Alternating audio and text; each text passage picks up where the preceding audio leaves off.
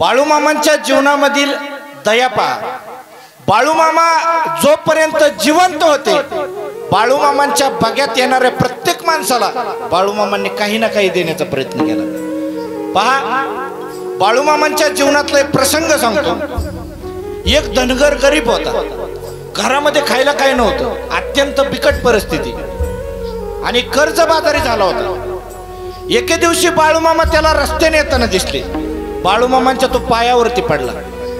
बाळूमामांना म्हणाला, बाळूमामा, मला जर तुम्हाला वाचवायचं असेल, मला तुम्हाला जर जगवायचं असेल तर फक्त तुम्हीच माझी मदत करू शकता, बाकी कुणीच माझी मदत करू शकत नाही. बाळूमामांना तो म्हणाला, बाळूमामा, माझ्यावर 1000 रुपयाचं कर्ज आहे, मला 1000 रुपये द्या. बाळूमामा म्हणाला, अरे वेड्या, पैसे काय झाडावरती येतात का? कमव, स्वतः कमव. पण ज्या वेळेस तो बाळूमामांच्या चरणाशी गयावया करायला लागला, बाळूमामा त्याला म्हणाले, या धरणी मातेला तू स्वतःची आई समजतोस ना, या धरणी मातेला काहीतरी माग. आई कधी आपल्या लेकराला उपाशी झोपून देते का? देते का? माय बाप्पांना सांगा. आई स्वतः उपाशी राहते पण लेकराची भूक भागवते, तिला आई म्हणतात, तिला आई म्हणतात. आई आपल्या मुलाला मोठं करते, मुलाला प्रेम देते आणि मुलाच्या मोठेपणासाठी स्वतःचं अस्तित्व नष्ट करते. तिचं नाव आई, तिचं नाव आई. ज्या वेळेस तो गयावया करायला लागला, बाळूमामांनी धरणी मातेमध्ये आपली काठी रोवली आणि धरणी मातेला आदेश दिला की या लेकराची भूक भागव. त्या मातीमधून एक सोन्याचा हंडा वर आला.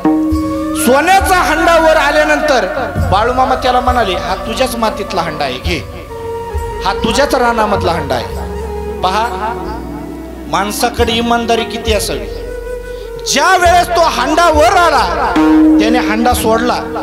त्या हंड्यामध्ये सोन्याचे दागिने होते. 1000 रुपयामध्ये जेवढे दागिने बसतील तेवढे दागिने त्याने घेतले आणि बाकी हंडा बाळूमामांकडे दिला. मामा, तुमचं तुम्हाला. आता मामांनी तरी स्वतःपाशी ठेवावं ना, पण पहा, मामांनी पुन्हा आपली काठी जमिनीमध्ये रोवली, धरणी मातेला आदेश दिला आणि तो हंडा पुन्हा मातीत घातला. याला संत म्हणतात, याला संत म्हणतात. जी स्वतःसाठी मागितली जाते ती भीक, जी स्वतःसाठी मागितली जाते ती भीक, जी घरासाठी मागितली जाते ती भिक्षा, जी घरासाठी मागितली जाते ती भिक्षा, जे समाजासाठी मागितलं जातं ते दान आणि विश्वासाठी मागितलं जातं ते पसायदान. त्यांना संत म्हणतात, संत. संत पहा, स्वतःसाठी परमेश्वराकडे काहीच मागत नाही, विश्वाच्या कल्याणासाठी परमेश्वराकडे मागत असतात. हिथं बसलेला पहा, आज पाऊस पडूनही सर्व लोक जिथली तिथं जागेवर बसलेत. का? कारण फक्त ही बाळूमामावर असणारी श्रद्धा आहे. कुठं कीर्तन असू द्या बाकीच्या जागेवर लोक निघून गेले असते, निघून. पण बाळूमामांची ताकद पहा. हिथं आलेला प्रत्येक माणसाची इच्छा बाळूमामा 100% पूर्ण करतात, 100%. माझाच अनुभव तुम्हाला सांगतो. गेल्या 15 ते 20 दिवसापूर्वी मी बाळूमामांच्या बागेमध्ये बांबूरला कीर्तनासाठी आलो होतो, ऐकण्यासाठी. मी असा विचार केला, भेटा वगैरे आणला असता तर मला पण एक कीर्तन भेटलं असतं. लगेच 15 दिवसात मला बाळूमामांच्या आशीर्वादाने कीर्तन भेटलं. ही सेवा करण्याचा योग आला. ही फक्त ताकद संतांमध्ये असते. आणि तुम्हाला सांगतो, इथं आलेला प्रत्येक माणूस काही ना काही आशेने बाळूमामांकडे आलाय. पण या भव्य कीर्तनामधून ऐकून जा, बाळूमामा इथं बसलेली प्रत्येकाची इच्छा पूर्ण केल्याशिवाय राहणार नाही. माझ्या समोर तुम्ही मेंढपाळ बसलेत, तुम्ही माऊली सेवा करताय. तुम्हाला सांगतो, तुम्ही मामांची सेवा करताय, मेंढी माऊलींची सेवा करताय. तुम्हाला असं वाटत असेल, आमचा पगार कोण देणार, आमचं घर कसं चालणार, आमचा परपंच कसा चालणार. पण एक गोष्ट ध्यानात ठेवा, बाळूमामा जोपर्यंत जिवंत होते, बाळूमामांनी एक शब्द सांगितला होता की तुम्ही फक्त माझी सेवा करत राहा, तुम्ही फक्त माझी प्रामाणिकपणे सेवा करत राहा, तुम्ही या मेंढी माऊलींची प्रामाणिकपणे सेवा करत राहा. हा बाळू धनगर आहे ना, बाळू धनगर तुम्हाला तुमच्या कामाचा मोबदला कोणत्या ना कोणत्या स्वरूपात दिल्याशिवाय राहणार नाही. आणि इथं बसलेल्या कोणत्याही माणसाची कसलीही अडचण राहिली असेल तर या भव्य कीर्तनामधून ऐकून जा, तुमची अडचण बाळूमामा दूर करणार म्हणजे दूर करणार. फक्त आपला देवावरती विश्वास पाहिजे, देवावरती आपली श्रद्धा पाहिजे. या गोष्टी श्रद्धेवर अवलंबून आहेत. आपण किती देवावरती विश्वास ठेवतो, किती देवावरती श्रद्धा ठेवतो ह्याच्यावर. गणेश महाराज एकदा एक दगड मंदिरात गेला तर तो देव होऊन जातो. एकदा एक दगड मंदिरामध्ये गेला तर तो देव होऊन जातो.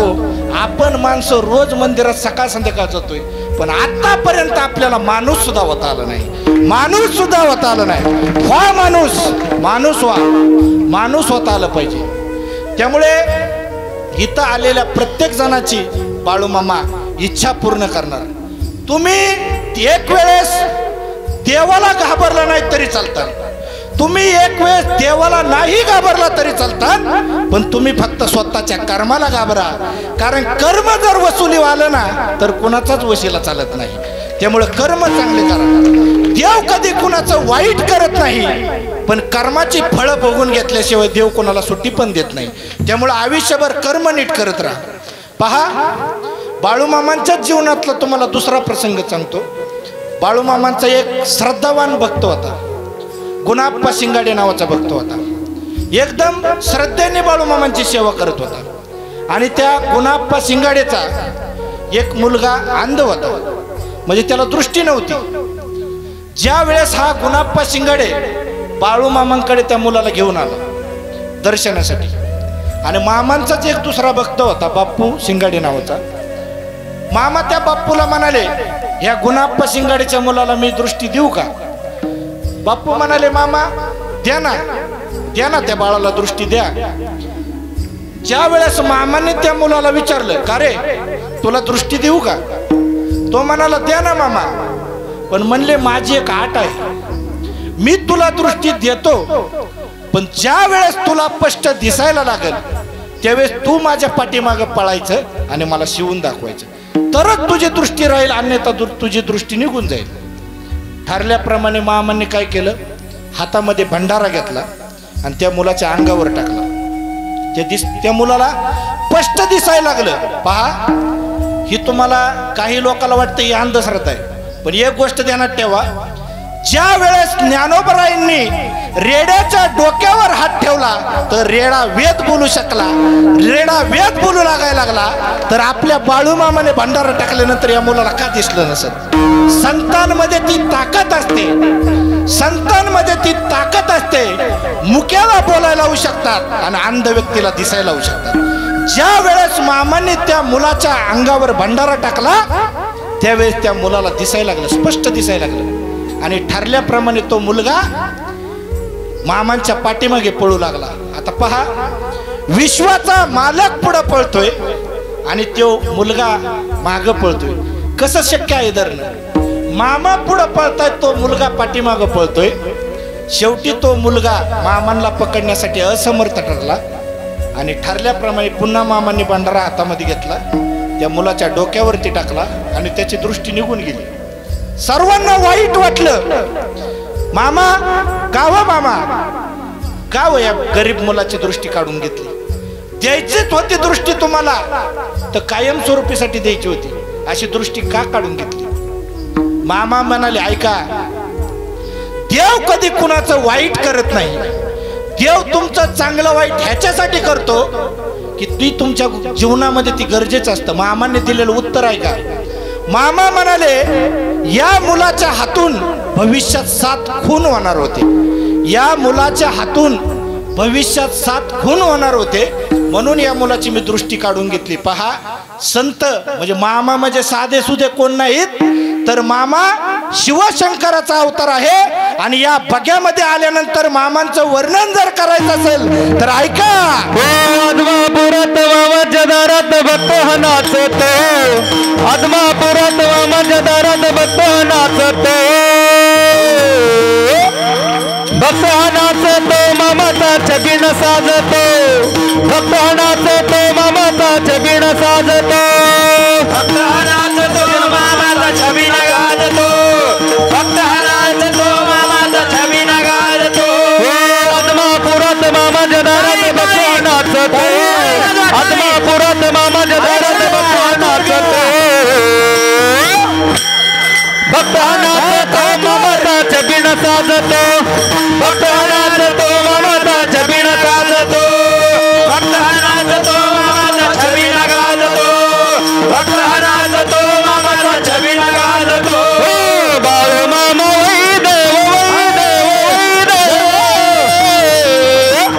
त्याने मेंढ्या केला पैदव पैदव पैदव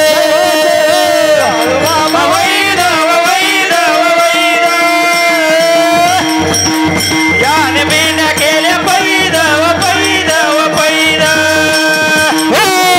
बाळू मामा वैदव वैदव वैदव त्याने मेंढ्या केल्या पैदव पैदव पैदव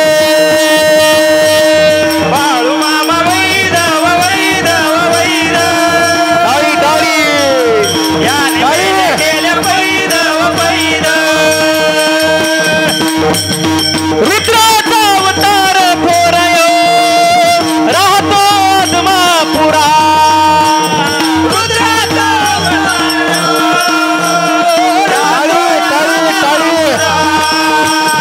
रुद्राचा अवतार फोरयो राहतो आदमापुरा रुद्राचा अवतार राहतो आदमापुरा उदानी भंडारा ज्ञानगंगेची अमृतधारा सर्वांनी हात वर करा सर्वांनी हात वर करा सर्वांनी रेशमी खोट मस्तकी त्याला सोन्याची किनारे दिसे रूप मनोहर त्याच्या नजरेत तलवारे बाळू मामा वैदव वैदव त्याने मेंढ्या केल्या पैदव पैदव पैदव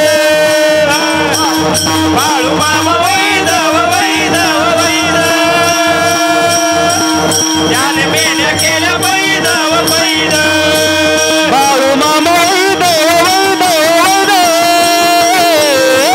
त्याने मेंढ्या केल्या पैदव पैदव पैदव बाळू मामा वैदव वैदव वैदव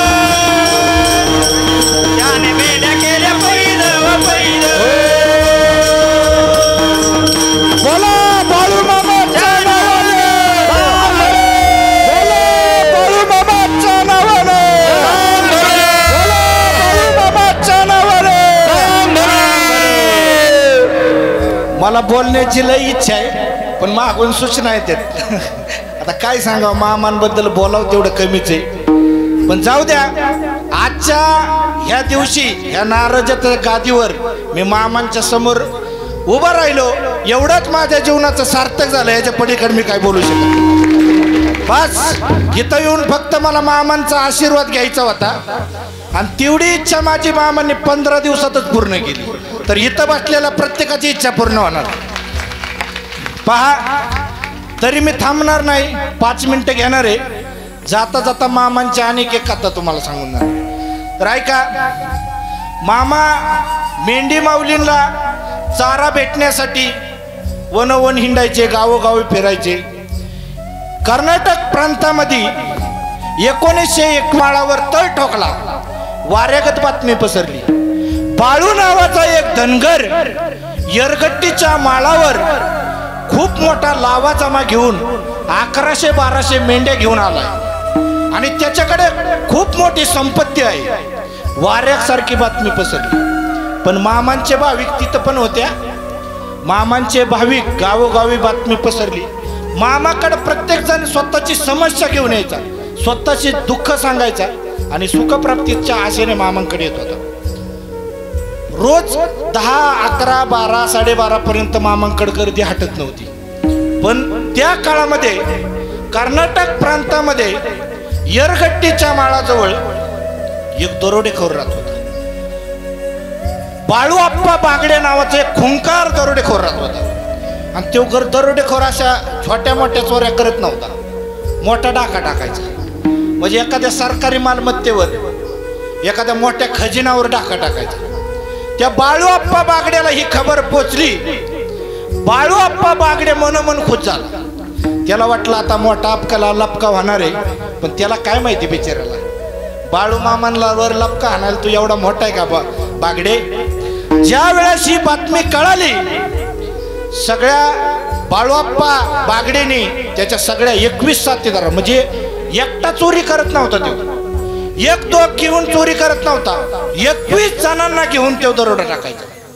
बाळूआप्पा बागडेला ही बातमी कळल्यानंतर बाळूआप्पा बागडे म्हणला ही जर चोरी सक्सेस झाली तर माझ्या आयुष्याचा प्रश्नच मिटला, आयुष्यभर बसून काही. त्याने त्याच्या साथीदारांना बोलावलं आणि सांगितलं असा एक बाळू नावाचा धनगर येरगट्टीच्या माळावर 1100-1200 मेंढ्या घेऊन आलेला आहे, खूप मोठा लावा जमा त्याच्याकडे आहे आणि आपण जर चोरी फत्ते केली तर आपल्या आयुष्याचा प्रश्नच मिटला. मग काय झालं, त्या बाळूआप्पा बागडेची जी साथीदार होते प्रत्येकामध्ये आता इच्छा असते, अपेक्षा असते, पण पोटासाठी एवढे वाईट धंदे काही लोक करतात. आता काय तर ह्याच्यापेक्षा वाईट करतात, ती ह्या जागेवर सांगायची ती गोष्ट नाही. पण मामांकडे ज्या दिवशी त्या बाळूआप्पा बागडेला चोरी करायची होती त्या दिवशीच्या सकाळपासून तो बाळूआप्पा बागडे मामांच्या तळावर निगा राखत होता.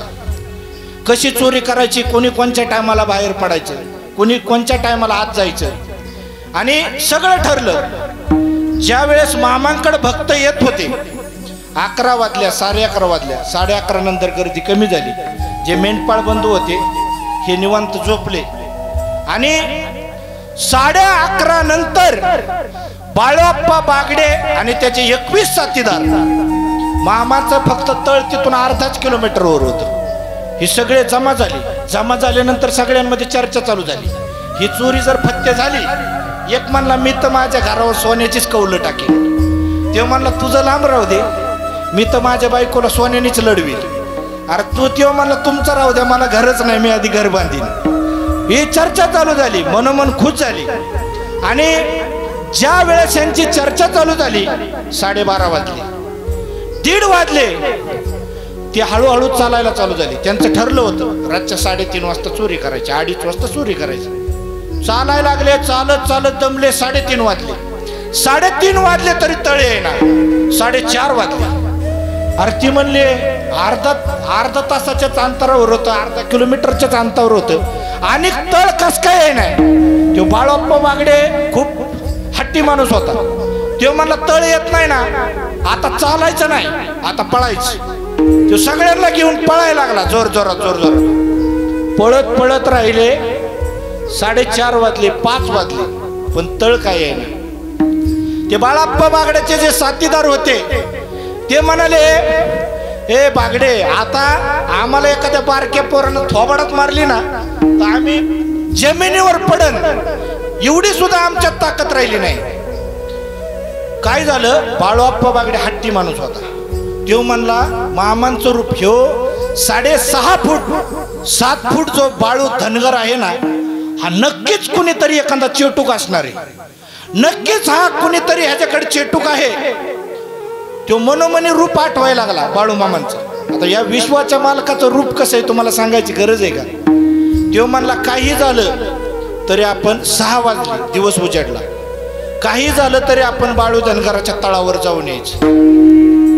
ते तळावरती पोचले, सकाळ झाली होती, सकाळ झालं होतं, दिसायला लागलं होतं सगळं, सूर्य उगवला होता. पोचल्यानंतर मामा बाजूवर बसली होती आणि एका काडीने रिंगण आखत होती. तो बाळाप्पा बागडे चोरी तर विसरूनच गेला, मामांकडे 2 मिनिटं पाहतच राहिला. पहा या विश्वाच्या मालकाचं रूप कसं आहे, पाहून त्याला भुरळच पडली. 2 मिनिटानंतर ज्यावेळेस मामांची वर नजर झाली त्यावेळेस मामा त्या बागड्याला म्हणले, ए बागड्या, अरे बागड्या, काय रे बागड्या, तुला माझ्या तळावरती चोरी करायची आहे का रे बागड्या. बागड्या क्षणातच गप्प गार झाला बागडे. बागड्या म्हणाला, मामा माझ्या डोक्यातनं तो विचार कधीच निघून गेलाय, मामा माझ्या डोक्यातनं तो विचार कधीच निघून गेलाय. मामा तिला म्हणाले, अरे बागड्या, हित चोरी करून कुठं पाप फेडणार होतास रे, किती किती मोठं पाप करायला निघाला होतास. ज्या बायका पोरासाठी तू चोरी करतोस त्या बायका पोराला तरी जाऊन विचार की ही तुझ्या पापामध्ये सहभागी होणार आहे का. बागड्याच्या डोळ्यामध्ये पाणी आले. पळत गेला आणि मामांच्या चरणावरती पडला. मामा मला माफ करा, मामा मला माफ करा. मी तिथं चोरी करायचा विचार करून जीवनातली सर्वात मोठी चुकी केली. पुन्हा असा विचार मी जीवनामध्ये कधी करणार नाही. पहा मामा किती दयावान होते. मामांनी त्या बागड्याच्या खांद्याला धरलं आणि उठवलं.